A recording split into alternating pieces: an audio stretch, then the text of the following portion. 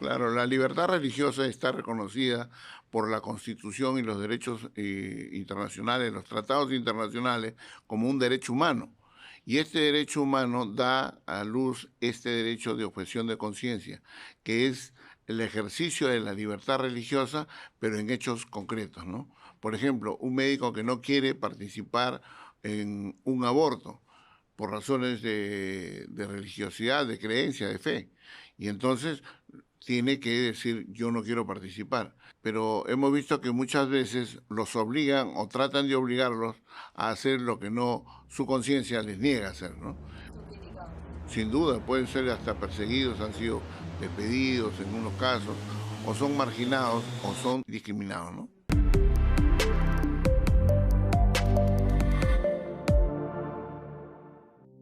Hola, ¿qué tal amigos? Bienvenidos nuevamente a Voz Pública por Ver TV. Voz Pública, la voz que usted debe escuchar. Estamos aquí, bien acompañados con Reinaldo Aragón. ¿Cómo estás, Reinaldo? Muy bien, Janet. Estamos contentos de estar nuevamente con ustedes y queremos pues invitar a que compartan esta transmisión. Hoy vamos a tocar un tema que es de primera importancia y la gente no lo entiende mucho, Janet, el tema de la objeción de conciencia, la libertad de expresión. Inclusive hay una película que no sé si ganó el Oscar, ahorita no lo recuerdo, pero estuvo entre las primeras y es sobre este muchacho del ejército norteamericano que era adventista. Y entonces él no es que era un pacifista, sino que él no quería agarrar un arma, pero quería el último sobreviviente, ¿no? Y entonces él fue un objetor de conciencia y el ejército de los Estados Unidos y el presidente de los Estados Unidos tuvo que admitir que podía haber esta objeción para negarse a hacer cosas, lo que no le quitaba valentía, coraje, heroísmo y amor a la patria.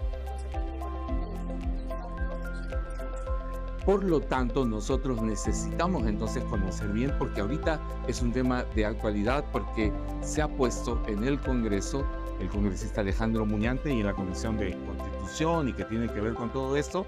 Vamos a ver de qué se trata. Y para eso tenemos nuestro invitado.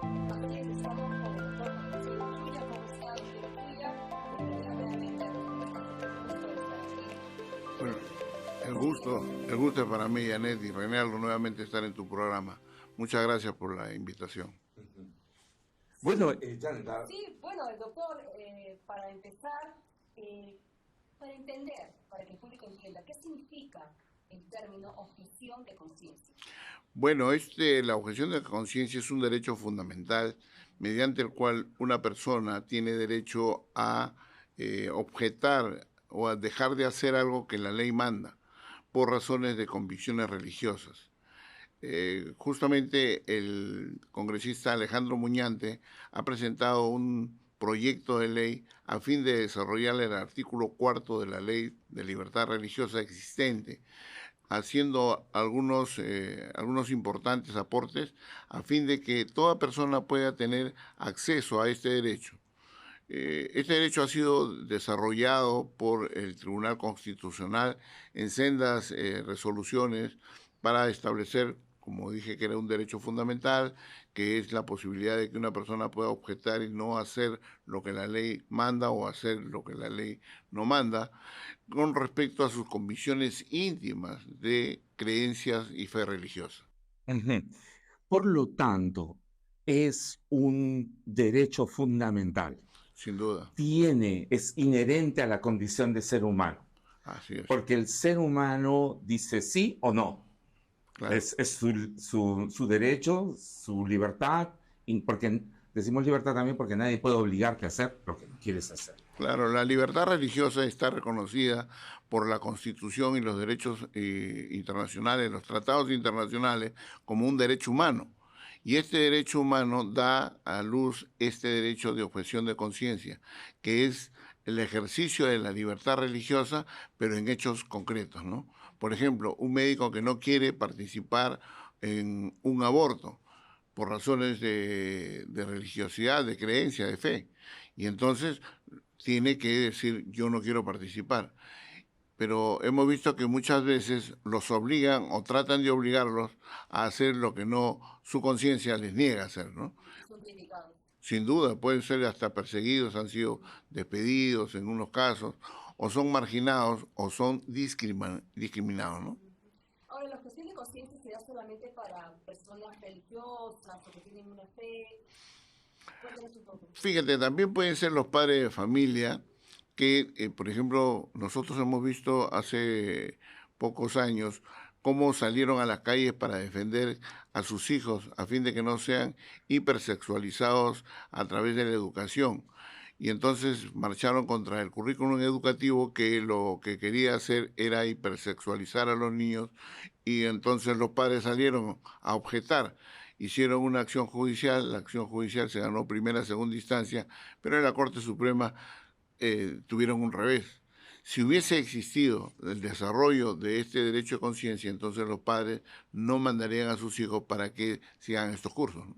Pero ya hay, digamos, ya se practica la objeción de conciencia o la objeción religiosa, por decir de alguna forma, cuando los alumnos que pertenecen a otra confesión de fe, pues deciden no, por los padres, por supuesto, con los padres, deciden no asistir a determinadas clases de religión. Sin duda, eso es una práctica que se viene dando en el país y que tiene el amparo constitucional. Lo que se pretende es que con esta ley se desarrolle mucho más estos derechos y sean mucho más extensos en diversas actividades, para los periodistas, para los médicos, para los jueces. Recuerda tú que la Corte Suprema estableció el derecho de una persona a ser asistida para su muerte, ¿no? La eutanasia. Y entonces bajó el expediente a primera instancia y una juez se negó a ejecutar esta decisión judicial en razón a su convicción religiosa. Ella lo hizo por decoro, por otros argumentos, pero esto es lo que se busca. Las personas cuya conciencia, cuya creencia, cuya fe le impide hacer lo que la ley manda o lo que los organismos como el Poder Judicial ordenan, entonces tiene que ser inmediatamente objetor de conciencia. Este es un nuevo término, ser objetor de conciencia, y el indubio pro objetor, que significa que tú presentas tu objeción y este es de automática ejecución, porque no te pueden permitir tener mucho tiempo entre lo que tú objetas y la respuesta que te debe dar el organismo público, ¿no? Amigos de Ver TV y de Voz Pública, estamos nosotros conversando con el doctor Juan José Uchuya, abogado, maestro y que pues es presidente ahora de la Red Nacional de Abogados Pro Familia, RENAFAM, sobre este tema que creo que todos los ciudadanos debemos entender bien, porque los ciudadanos tenemos este derecho de no ser obligados en cuanto a quebrantar nuestra conciencia, nuestra creencia, nuestra fe. Porque inclusive puede ser gente que no tiene ninguna fe, que es tener fe, pero fe nada, digamos. Valora la vida, como esa jueza, por ejemplo, ¿no? Así El es. valor de la vida es más importante que un periodo, como dice, la muerte digna, ¿no? Para una jueza o un doctor, muerte digna de repente no significa mucho y el valor de la vida sí, ¿no? Bueno, el bien tutelado por la Constitución es la vida en general, pero la parte de la libertad religiosa y la objeción de conciencia forman parte de la dignidad humana, es un elemento inherente a la persona, a fin de que al expresar su fe, al expresar sus convicciones, estas, al chocar con un mandato legal, tengan que privilegiarse lo primero, más que el mandato imperativo de la ley. Y cuéntenos, doctor Uchuya, la objeción de conciencia, al aprobarse este proyecto de ley, nos gustaría que nos contara cómo se va a llamar, quién lo propone. ¿Puede ser mal utilizado, de repente, para evadir responsabilidades ante el Estado? Bueno, en el proyecto que ha presentado Alejandro Muñante, el 5923 del año pasado, tiene por objetivo desarrollar este derecho de objeción de conciencia, pero también tiene sus límites. Tiene que acreditarse que uno tiene cierta fe a través de una práctica en una determinada iglesia que tiene que acreditarse con su participación como miembro de ella, y que esta convicción haya sido desarrollada, que sea parte de su vida, que él no quiera quebrantar, ¿no? Ujú. Ahora, digamos, este derecho es ya, digamos, un derecho de una democracia desarrollada, ¿no? Que Claro. llega, digamos, a apreciar y a defender el derecho de alguien a negarse a hacer algo que atenta contra su creencia. Decía por una democracia desarrollada, porque, por ejemplo, en los países islámicos y en los países totalitarios no hay de ninguna manera este tipo de derecho. Ahí podemos tener un ejemplo gráfico de lo que significa la objeción de conciencia. Cuando los estados que tienen el poder coercitivo de obligar a una persona a hacer lo que la ley manda, pueden ir y avasallar contra el principio inherente de la persona. Y entonces esta se queda en indefensión. Este derecho fundamental es a fin de que pueda resistir a la acción coercitiva. Un ejemplo clásico que podemos ver es, por ejemplo, el de Daniel, ¿no? Frente a la imposición legal de tener que arrodillarse y reverenciar al rey. Él dice, mi único rey es Dios, y entonces se negó a ello y sufrió las consecuencias, y Dios lo libró de la pena que le estaban oponiendo, dando muestra de lo que es su gloria para quienes hacen lo que la ley no manda, o hacen lo que la ley manda, pero siempre alineado a los principios divinos, ¿no? Estamos hablando todo el día de convicciones, no de opiniones. No, pero las opiniones están también reguladas en otro derecho fundamental, que es el derecho a la libre opinión. Nadie puede ser objeto de persecución por sus opiniones. Permítame un cherry. Este sábado vamos a tener una conferencia, un desayuno conferencia, ¿no? Con el doctor Steve Moore, sobre un tema sumamente importante que tiene que ver con lo que estamos hablando también. Se llama, el título de la conferencia es Liderazgo Cristiano y Cultura de Paz. Liderazgo Cristiano y Cultura de Paz. Desayuno conferencia con Steve Moore, conferencista internacional, misionero de Wycliffe, experto en conciliación con principios cristianos. Trabajó en relaciones gubernamentales, eclesiales y académicas, experto en comunicación intercultural. Este sábado 10 de febrero a las 9 de la mañana. Inscríbete en el 997-583-476. 997-583-476. Una presentación de Hope and Progress Institute. Este sábado 10 de febrero a las 9 de la mañana, y tiene usted, aquí estamos viendo el flyer, el número donde puede inscribirse, 927-160-389. Esta es una conferencia organizada por Hope and Progress Institute y también por VerTV. Bien, seguimos entonces.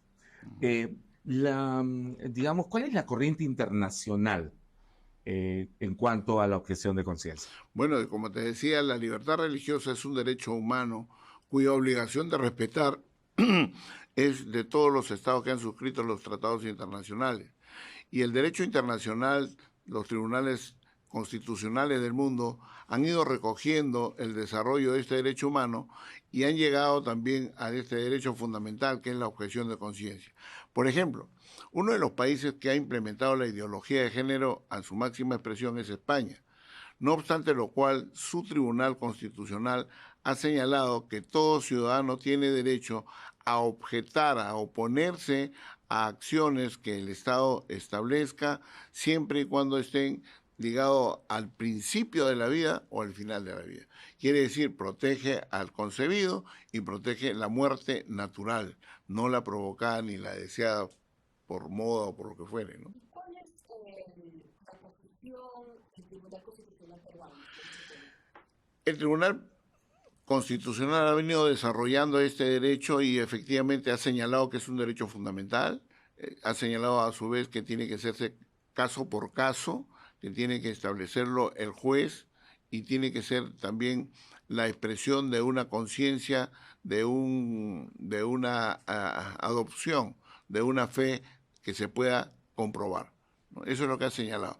Pero nosotros estamos también señalando en este aporte por la objeción de conciencia que los objetores no sean objeto de registro, porque esto permitiría... Eso es muy importante, porque, por ejemplo, algunos pueden exigir que los objetores de conciencia se tienen que inscribirse en un padrón. Así Pero eso es. ya es violentar un derecho. Por supuesto, porque además te permite que sean factibles de discriminación. Persecución, los médicos que se objetan practicar el aborto, entonces ya no los contratan, o a los padres o a los profesores que se objetan enseñar la ideología de género y la hipersexualización de los niños, también sean apartados, y así. Entonces, para evitar la discriminación, para evitar esta persecución, es que se pide que no haya un registro.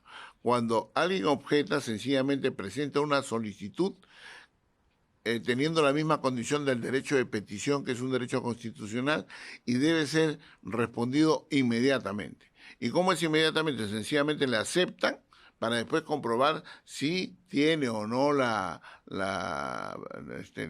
enraizamiento religioso en una entidad, pero se le da inmediatamente la suspensión y adoptará pues a quien quiera ejecutar.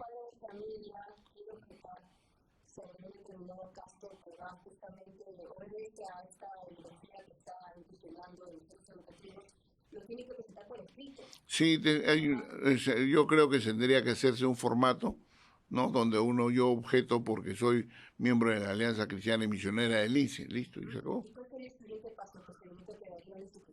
La institución tendría la obligación de responder inmediatamente, un plazo de no mayor de 3 días para poder ejecutar la objeción.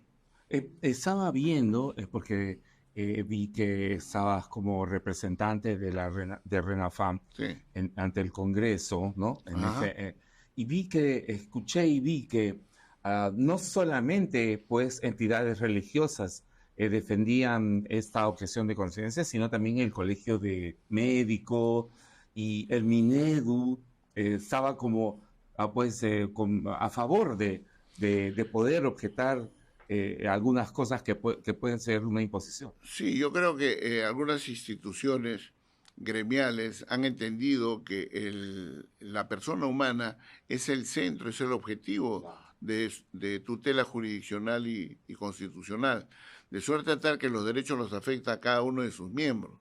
Sin embargo, la objeción de conciencia no puede ser institucional, tiene que ser personal, y es caso por caso. Pero sí es bueno tener el apoyo de estos organismos profesionales, porque nos permite desarrollar un derecho que el Perú lo necesita. Requiere que no exista discriminación de aquellos que por su fe o su convicción religiosa se oponen, por ejemplo, al aborto, se oponen a la eutanasia, se oponen a la ideología de género y otras cosas más que se vienen dando a través del Estado. Que inclusive, y ya para terminar, doctor Uchuya, que inclusive no tiene que ver con alguien que confiese una fe, sino pues alguien que, digamos, tenga respeto por la vida humana. Claro. ¿No? Y diga, no, yo no puedo hacer esto, porque va en contra de una convicción de vida. Sin duda. ¿No? Y entonces, porque algunos quisieran encerrarlo en un tema religioso. Así es, no obstante que el desarrollo de este proyecto de ley está dentro del derecho de la libertad religiosa. ¿Y por qué? Pero no es excluyente No, cualquier persona, todo persona, todo ciudadano tiene derecho a la libertad religiosa. Y esta puede ser profesar una fe o no profesar una fe, porque también es una religión el ateísmo, ¿no? O no creer en Dios. Y además, por estas convicciones, poder oponerse a algunos mandatos legales cuando va contra su convicción interna, ¿no? Sea esta religiosa o no. Sí, bueno, muy interesante la doctora, porque esto va a permitir a muchos doctores, enfermeras, padres de familia y otros sectores sociales de nuestro país para hablar con libertad, pensar con libertad, actuar con libertad, de acuerdo a su conciencia, a sus condiciones, y sobre todo defendiendo, ¿no?, lo que ellos creen. Realmente este es un respaldo legal que se necesita en este país. Sin duda, fíjate, yo te voy a poner un caso concreto. Actualmente en el aeropuerto de Lima han puesto unos carteles y ha permitido la empresa que hombres que se sientan mujer puedan ingresar al baño edificados exclusivamente para el uso de mujeres, poniendo en peligro la indemnidad sexual de las niñas y la intimidad de todas y cada una de las mujeres. Obrar contra esto, tener que oponerse a esto, ha significado, por ejemplo, una acción penal contra Olga Izquierdo para que nosotros podamos asumir la importancia de este derecho. Si tú te opones, te pueden meter preso. Hemos estado siguiendo y estamos siguiendo el caso que será emblemático, el de Olga Izquierdo, ¿no? Sin duda. Y porque pone pues sobre el tapete estas convicciones, pero además estos derechos y cómo estamos nosotros como sociedad frente a esta situación. Imagínate, estamos de cabeza porque el interés superior del niño implica un derecho que frente al derecho de cualquier otra persona tenga preferencia. Aquí le están dando preferencia a aquel que tiene una orientación sexual totalmente desnatural. O sea, no es natural su orientación sexual y le ponen por encima del derecho que tienen las niñas a no tener el peligro en su indemnidad sexual, ¿no? Interesante, porque partimos de cuál es el derecho de la niña. ¿Puede ella entrar en un lugar y tener inseguridades que no debería tener? ¿Y a quién se privilegia allí en la protección? Hay mucho más que hablar. Bueno, gracias, doctor Juan José Uchuya, presidente de RENAFAM, de la Red Nacional de Abogados por Familia. Muchas gracias. Muchas gracias, doctor, y bueno, para otra oportunidad también y para saber, dar el seguimiento, ¿no?, a este proyecto. Bueno, muchas gracias a ustedes. Muchas gracias también. Bien, amigos, no se olviden que este sábado estaremos con el doctor Steve Moore. Ahí hay un teléfono, ahí usted ve quién es el doctor Steve Moore, quien va a compartir con nosotros sobre el liderazgo y los desafíos de la vida actual. Están todos invitados a participar, pero tiene que inscribirse allí. Es un desayuno conferencia al cual, por supuesto, está usted invitado a participar.